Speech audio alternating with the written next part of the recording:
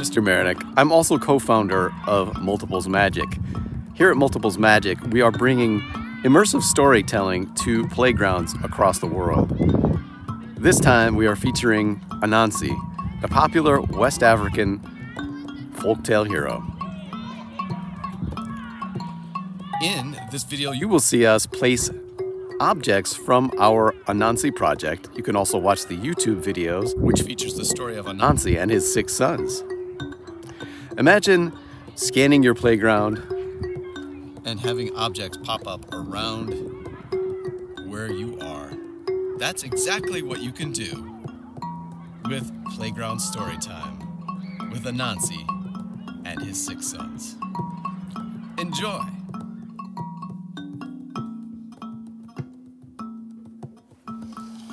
So the cool thing is, you can look through the viewfinder and see these objects placed right in your very own playground. And if you look around the scene, you have the huts of Anansi.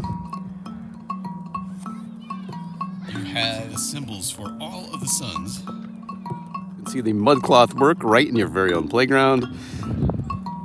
If you scan the scene, you can interact with all of these different objects. There's the bird who's animated, who is in the Anansi story. It's like a window into a storybook world. Welcome, Anansi.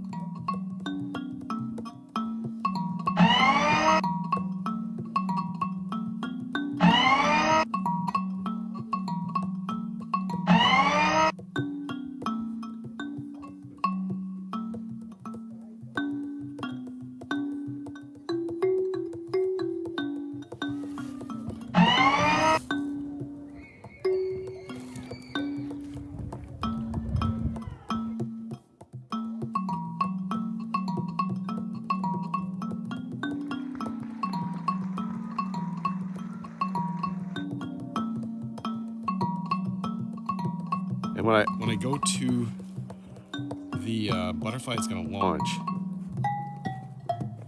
Multiples Magic. So that's cool.